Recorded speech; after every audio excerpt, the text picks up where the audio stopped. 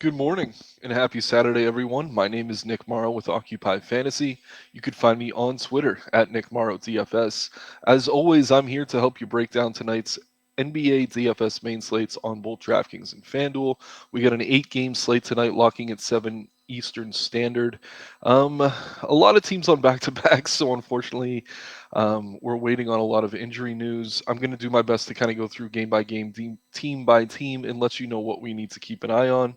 And I'll also slowly build throughout the video in both DraftKings and FanDuel, let you guys know where I am as far as my favorite plays go. What else? If you haven't already, please like the video. Also, subscribe to the channel. That helps us get more free content like this out to you on a regular basis. Additionally, if you're not already a member of Occupy Fantasy, check the links in the description below. As a member, you get access to the model you see here, which I'll be using throughout the video, which gives you DK, FanDuel value, ownership projections, etc. We also have a single lineup builder, a multi lineup builder, a private Discord server full of DFS pros to help you improve your game. There's also a 30-minute window leading up to each slate's lock where you could ask your lineup in slate specific questions. Without further ado, though, let's get into this slate. 8 games to get through, and yeah, we're still waiting on a lot of injury news, unfortunately. Um, as of 10:30 Eastern Standard, I even waited an extra hour today, hoping we'd get more, but it is what it is. So let's get into it. First game on the slate, we have there is a 6 o'clock game between the Nets and Sixers. That's not on the slate. We're ignoring that one. We have the Hornets hosting the Nuggets. The Hornets are 8.5 point underdogs at home. No real surprise there. I'll start with the Hornets. They are on a back-to-back though, which makes them kind of difficult to talk about. I'm thinking they're going to be mostly healthy here. Should probably still be no Kelly Oubre, no James Bouknight, but I think other than that, this team is going to be pretty healthy. The big piece of news here is that they traded Mason Plumlee at the trade deadline, so Mark Williams is the highest owned play on both sites and an excellent option in all formats. The good thing about a player like Williams, and you could almost say the same for LaMelo Ball in a lot of instances, when these teams get blown out, the teams that are kind of tanking, for lack of a better word, I mean, or close to being at the bottom of the league, they do leave their starters in, especially their young players. Just a second. But yeah, I'm going to go ahead and pencil in Williams. He had a great game last night. And he's really the only center on this roster right now. I mean, Nick Richards is there. I don't think they really see him as a part of their future, though. He'll probably get the backup center minutes. We could see some PJ Washington, but yeah, as far as the minutes at the 5, I really do like Mark Williams on both sides. I think he's one of the best plays on the slate. He is extremely chalky. Obviously, center is one of the deeper positions. So in tournament, there is some merit to fading him up around 60%, but I'd honestly rather be with the fielder or over it rather than under it. um, so yeah, I'm all over Williams here. Let's see what's on DK as far as injury tags. Like I said, Oubre's out. Reggie Jackson they got in the Plumlee trade. He is probably never going to suit up for the Hornets. Sounds like he's a buyout candidate, so we don't really have to look too deeply into that one. So yeah, I mean LaMelo Ball looks fine. He is very expensive on both sides. He did get over 50 fantasy points last night in a tough matchup with the Celtics. Terry Rozier a little bit cheaper, scoring dependent guard. Certainly his upside if you need to get to him. Gordon Hayward kind of in that mid range. The minutes haven't been there consistently for him. So really the priority here is Mark Williams on both sides. He looks excellent. If you're playing cash games, he's going to be a staple of your lineups. Let's move over to the Denver side. Denver not on a back-to-back, so we do have their injury report. They just traded for Thomas Bryant. He's questionable, not yet with the team. He could be there tonight. Shouldn't matter too much. Aaron Gordon listed as questionable. Jamal Murray listed as questionable as well. So we've seen Jamal Murray out for a few games now. Keep an eye on that starting lineup. They're not necessarily using just like a straight backup point guard in his place. We kind of see Bruce Brown in there. He can slide in and play the point. Whenever Christian Brown gets in there, I don't mind him as a value play. But Bones Highland's gone as well. So really, if Murray's in, I think he looks solid. But if he's out, all the other starters are going to see a boost, including Nikola Jokic, who is one of the best raw point plays on the slate. Much easier to get to on DK where you have those two center spots. But yeah, really like Jokic here. Obviously, some blowout risk against Charlotte, but I think on the road this game should be at least relatively close. Would prefer Murray to be out to get to him though. Same with Aaron Gordon, listed as questionable, coming off a massive game. Um, yeah, I mean, what is there to say? He went off against his former team, Orlando, looked great in doing so. If he's in tonight, he's certainly viable, although his price is up a bit. Michael Porter Jr., if Gordon's out, is going to look excellent. I would like him here as well. And then Contavious Caldwell Pope continues to shoot the ball well, somewhat surprisingly. He's been solid as kind of a mid-range value play, last man in type, but I wouldn't say there's really any priorities on Denver with Murray in. If Murray's out, all the starters are going to look considerably better.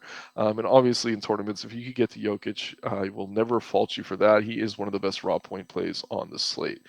So moving into the next game on the board, we have the Indiana Pacers at the Washington Wizards. The Wizards are 5.5 point favorites at home. Healthy 234 point game total here. So Indiana, another team on a back-to-back. We don't have their injury news. I like that DK at least carries the tags over from the previous day, and as news breaks, they do include it. But if you look right now, every single guy on this team is healthy. They should be good to go here. No major moves at the deadline. I think Halliburton is fine on both sides. Definitely better on FanDuel at only 8,700. Miles Turner, okay. Buddy Hield, very scoring dependent, kind of boomer bust. Same with Aaron Naismith, just cheaper. Very high ceiling, but very low floor for his price point. So really no priorities here for the Pacers. Benedict Mathurin's drawing a lot of ownership over on FanDuel. We could dig a bit deeper into that quickly. Yeah, I mean, at 4,400, that does feel cheap for Mathurin, knowing what he's capable of. He's boomer bust, though. Even at that price, I'd probably only be using him in tournaments. Excuse me. But yeah, I mean, really no priorities on the Pacers. It is a great matchup, though, so I do think there is some merit to getting to some of these guys. I feel like I'm going to sneeze. I guess I'm not. Anyway, moving over to the Washington side of things, and I think Indiana did acquire a backup point guard. I'm trying to remember who it was, but I don't think it's going to affect anything much. So Mathurin looks fine as a tournament play on FanDuel. Obviously, Halliburton's solid anywhere you can get to him, but I wouldn't call any of the Pacers a priority unless we get some guys ruled out. But that is an excellent game environment, very high totals, so it is a spot we definitely want to consider. On the Washington side of things, no Kyle Kuzma. First and foremost, that's going to boost both Bradley Beal and Kristaps Porzingis. Porzingis, 9,200 on FanDuel, one of my favorite plays over there. You're also getting that power forward eligibility. For that reason, I'm going to go ahead and pencil him in. I really like Mark Williams as my center in cash and single entry, so he's a little bit. Porzingis would be a lot tougher to get to if he was center only, but he looks good there.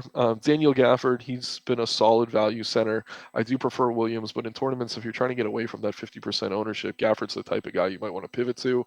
Bradley Beal looks good on both sides. 7,400 on DK feels a bit too cheap, so I'm going to go ahead and include Porzingis over on FanDuel and then Beal over on DK, and this is the benefit of playing two sites. You can kind of pick and choose your spots. I tend to play a little bit heavier on FanDuel, but I like to build single entries over on DK. I can kind of hedge my bets as far as who's going to go off for a team like this where they have two stars. If Denny Avila slides into the starting lineup, he certainly looks fine on both sides. He's been a lot better this season than he was last season. Very productive, good passer, good scorer. I like everything about Avila's game right now, and I really, really like the matchup. So at 5,900 on DK, even 63 on FanDuel, you're getting small forward and power forward eligibility. I think he's in play.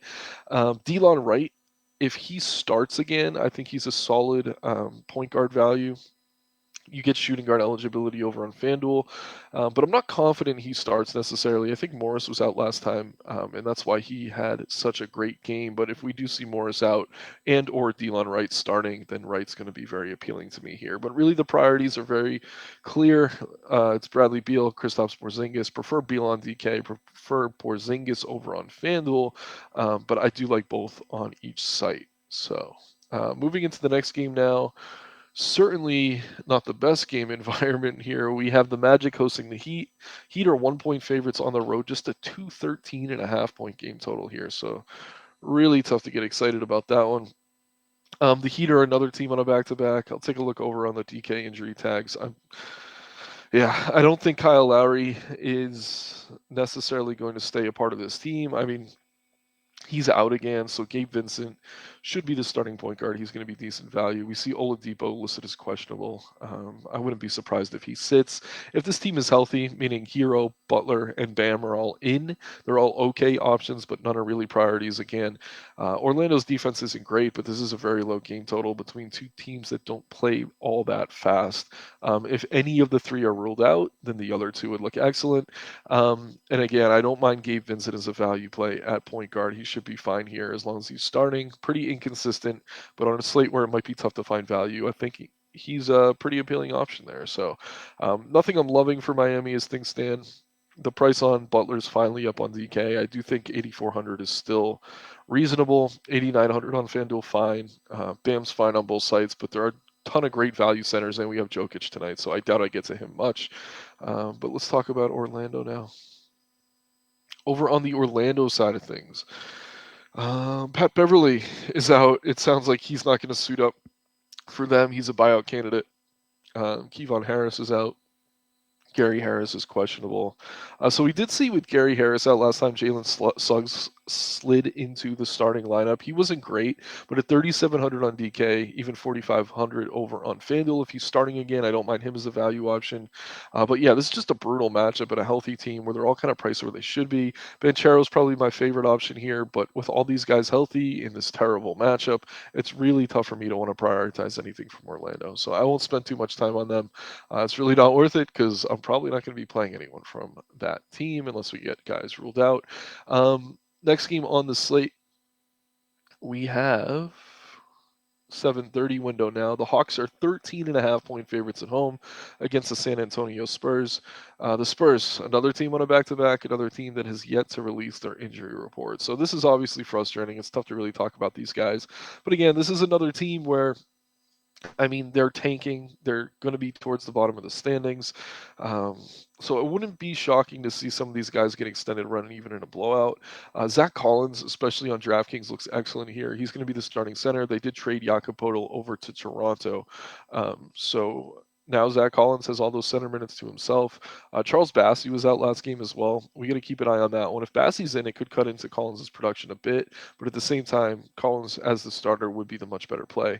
Keldon Johnson, I think he missed last night. Yeah, he did. So if he's in tonight, he looks fine. He's probably the best player on this team now, without much question. Trey Jones missed yesterday as well. If he's in, he's going to look good. So Chan missed yesterday. Pop really wanted to test out his new shiny toys and Devontae Graham and some of these other guys. So yeah, he benched most of his starters against a terrible Detroit team. It's no secret that Detroit and San Antonio are kind of tanking right now. But yeah, I do expect to see a healthier Spurs team tonight. If those guys are out again, we can look to Malachi Branham. If Devontae Graham slides into that starting lineup, he had a massive game last night. He'd look excellent here, even coming off the bench at 3,100 on DK. I think he's a fine piece of value. Wouldn't get to too much Stanley Johnson as things stand. Isaiah Roby started and was absolutely terrible last night, so don't fall for that trap, regardless of who's ruled out. The priorities here are pretty clear.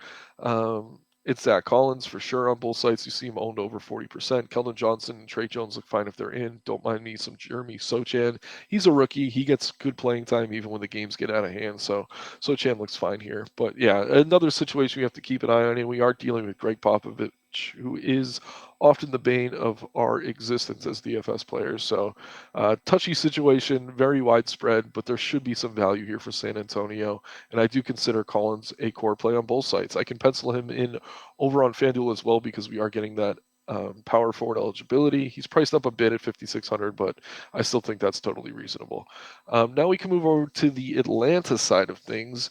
Sadiq Bey, new Atlanta Hawk, is questionable. That trade is pending. Who was it in that trade? Gary Payton, his physical turned up that he was injured, so that trade's kind of on hold right now. So I don't expect we see Bay right now or tonight for that matter. Excuse me. Aaron Holiday was out last night. He should be back, but he doesn't really change anything. Trae Young looks good on both sides. DeJounte Murray looks good on both sides. I don't mind Clint Capella, John Collins, DeAndre Hunter. All the starters look good here. That being said, it is a very wide spread. There is some blowout risk, but as far as upside goes, I think Trae is one of the better guard plays on the slate. You're getting DeJounte at a bit of a discount, and Capella's fine. It's just center's loaded with value, and then Jokic up top, so he's really tough for me to get to.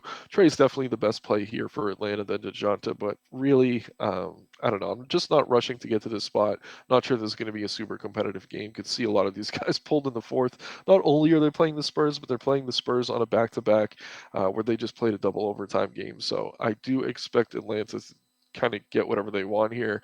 All that being said, Trae Young could certainly hit value in three quarters. Same with DeJounte Murray. So those are the two plays I'm focused on. Great game environment against a terrible defense. Just kind of tough to trust these guys. They are a little bit inconsistent. So moving into the next game on the slate now, we have the Utah Jazz at the New York Knicks. The Knicks are 6-point favorites at home. Mitchell Robinson's still out for the Knicks. The Knicks did trade for Josh Hart. I think he's going to be available tonight. If he's in there, he's certainly fine. I don't think Thibodeau would have traded for him unless he planned to play him more than 30 minutes per night. So definitely keep an eye on that. As long as Hart starts, I like him here. RJ Barrett could lose minutes now that Hart's in the picture. I also expect guys like Quentin Grimes and Emmanuel quickly to see fewer minutes. Pop really likes to play like 6 or 7 guys like 35 plus a game, and I don't think Barrett, Quickly, or Grimes are going to be prioritized in that way over Josh Hart. So keep an eye on that. But as things stand, I mean, Jalen Brunson, 7,900 over on FanDuel just feels too cheap to me. Really good matchup against Utah. So I'm going to get to some Brunson over there. I do consider kind of a borderline core play. He looks fine on DK at 8,600, but that's about where he should be priced. Julius Randle, we already filled our power forward and center spots on FanDuel, but I do like him a lot on both sites, especially on FanDuel at only 9,300. If you don't want to play Porzingis, Randle, you're getting him at lower ownership, similar upside, so I like him there. And then, yeah, Josh Hart is the last man, and I don't mind him here.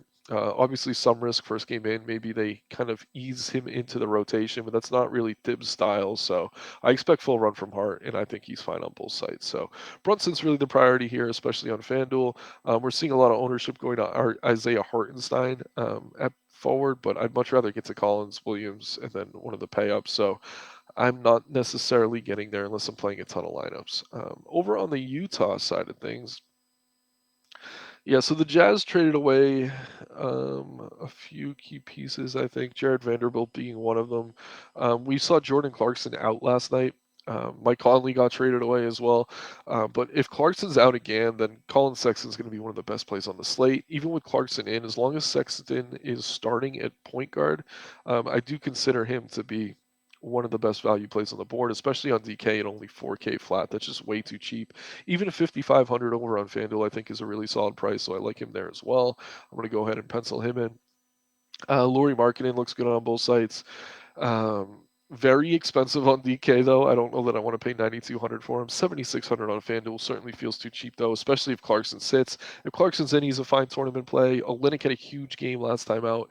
I think for him to replicate that, we're going to need Clarkson out again. But at his price at 48, 4,900, he's certainly a viable GPP pivot off of the chalky Collins and/or Mark Williams. Walker Kessler fine on DK, not really playable on FanDuel at 7,200. And then if all these guys are ruled out, maybe we see Taylor Horton Tucker get the start like a lot of us were hoping he would yesterday over Udoka Azubike. Because Azubike is just really not a great fantasy producer. But another situation with the team on a back-to-back, we kind of have to wait and see what we get out of them as far as injury news goes. Moving into the 8 o'clock window now, we have the Bulls at the Cavs. The Cavs are 5-point favorites at home. 219.5 point game total here. We'll start over on the Chicago side of things. A lot of people expected the Bulls to make a deal at the deadline. They didn't. It looks like DeRozan should be back. He's listed as probable. So this is a healthy team, all kind of priced where they should be. I'm not going to spend too much time on them. Vooch, DeRozan, Levine, all fine options. None I'm really prioritizing though. I do like the price on Levine a lot over on FanDuel. And then yeah, DeRozan's reasonably priced on both sides. I think he's fine. If A.L. Donsumu starts, I don't mind him as guard value, even if Caruso's healthy. Whoever starts at point guard is at least viable. Not something I'd ever be prioritizing, though, with this whole backcourt healthy. Then Patrick Williams kind of works as the last man in. Again, not something to get excited about. We can move over to the Cleveland side of things. Cleveland Cavaliers also on a back-to-back, another wait-and-see scenario. Yeah, it's annoying. I mean, Mitchell's kind of banged up. They did play last night. There's a chance he ends up sitting tonight. If he does, Darius Garland would become a major priority, as would Karis LeVert, as I expect he'd slide into the starting lineup. As things stand, if this team is healthy, though, there's really no priorities here. I like Allen and Mobley in the front court, but again, center's loaded tonight, so they're both tough to get to. Isaac Okoro's been playing pretty well. Didn't have a great game last night. Don't mind him as value on DK, but he's kind of a last man in tournament only type play. But again, keep an eye on this news. Wouldn't be shocking if Mitchell rested on the second half of the back to back. But if everyone's in and healthy, there's just no priorities for me here on Cleveland.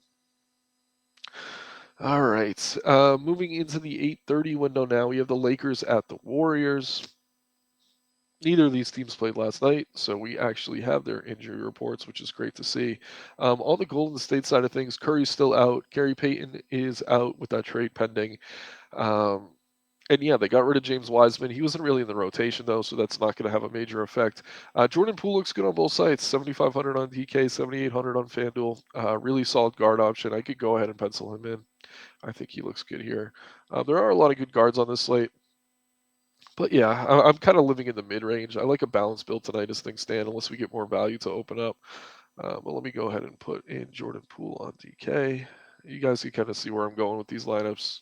Very balanced. We got the chalk value, but by playing all these balanced guys, I think we're going to get a little bit different.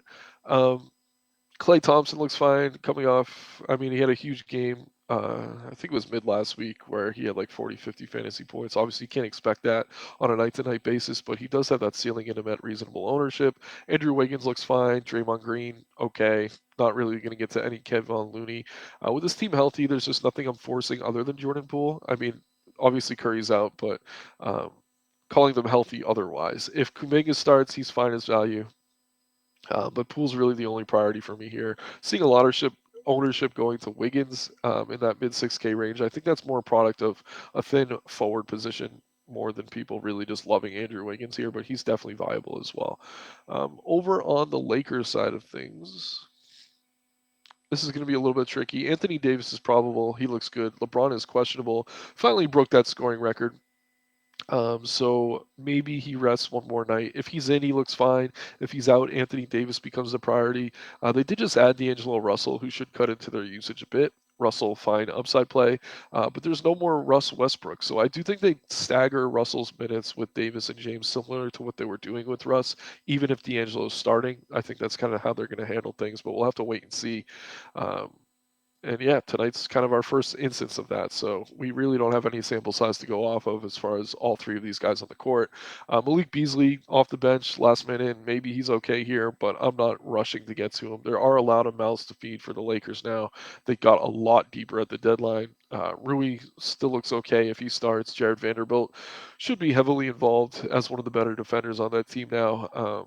And yeah, Reeves coming off a huge game. A lot of these guys had huge games last time out, but that was before these trades were finalized and LeBron was out as well. So yeah, I like AD if LeBron's out. If LeBron's in, I think he's fine. It's going to be tough to prioritize anything else for LA though, at least for the time being. Um, all right, next we have the Dallas Mavericks. This situation's interesting. Obviously, Kyrie is in town now. Luke is listed as questionable. I've seen mixed reports. He was ruled out Friday. Heel pain during pregame. Okay, so Luke is a true questionable. If Luke is in, I think he's viable. They're going to want to see how he looks alongside Kyrie, though. So he's priced up as though Kyrie is not on his team. So he's going to be tough to get to here, even if he's in. But if he's out, Kyrie becomes a very appealing guard option. Christian Wood's going to be fine. He's been pretty inconsistent, still building chemistry with Kyrie. So really, there's nothing on Dallas I love except for maybe Josh Green. As I mentioned before, small forward is one of the thinner positions on the slate. Green's been going off on a night-to-night basis, and his price really doesn't seem to be moving. So let's see here. Trying no ownership on either side. I would prefer Luka to be out for me to get to him, obviously. But if Luka's out, obviously a ton of people are going to go to Kyrie. But for me, I think Josh Green's going to be the most appealing play here, just because you're getting him at that very thin small forward position over on DK. Not as appealing on FanDuel as a shooting guard, but I do like him. Then secondary guys like Bullock, Hardy, maybe less so Hardy, but Bullock's had some decent shooting games lately. He's okay as a last minute, not something I'd ever be using as a priority. So wait and see on this one. If Luka's in, he's certainly viable, but he's kind of priced up as though Kyrie's not going to be on the floor next to him. And then Josh Green's the guy I'm keeping an eye on if Luka's out. I think he's going to be excellent here. Obviously, Kyrie would have a very high ceiling if Luka is out there as well. Sacramento Kings, they are very healthy right now. They are on a back-to-back. We do not yet have their injury report. Malik Monk left the game injured last night. If he's out, that could create opportunity for someone like Terrence Davis, maybe Kevin Huerter. But really, the two players you want to look at here are De'Aaron Fox and Domantas Sabonis. Both fine. Wouldn't call any of them real priorities over some of the other top options we have on the slate, though. Just another situation we have to wait and see on the injury news. So yeah, let's take a look at what we built so far. I mean, we got Sexton, Beal, Williams, Poole, Collins. That's a nice little core over on DK. You still have almost 8K left per player. On FanDuel, 64K left, but we also added Jalen Brunson and Kristaps Porzingis to that mix. So you got to find the forwards you like, but I think this is a really solid start. Obviously, keep an eye on news throughout the day. Things could certainly change. A lot of these teams on back-to-backs, waiting on injury reports. I'll sort by OF index, which is going to show us the raw point upside of a lot of these guys. Luka's still at the top, but I do think he's overpriced if Kyrie is in there with him. Jokic, excellent pay-up option. Davis, fine. Better if LeBron sits. Sabonis, LaMelo Ball, Trae Young, all good plays, but I really do like Porzingis with Kuzma out. Bradley Beal is the better priced wizard over on DraftKings, though. So a lot to like there. Taking a quick look at value, I mean, we see Mark Williams popping on both sides, no surprise there. Harrison Barnes is a last minute. He looks okay. Never something I'm excited to get to, but he usually gets near value. On DK, Zach Collins, way too cheap at 4,100. Colin Sexton, way too cheap at just 4K. I like them both on FanDuel as well, but they're very, very tough to get away from at those 4K price tags over on DraftKings. So once again, my name is Nick Marro with Occupy Fantasy. You can find me on Twitter at Nick Marro DFS. Please like the video, subscribe to the channel. Check the links in the description below to become a member of Occupy Fantasy today. Let's have some fun tonight, everyone, and make some money. Take care and good luck.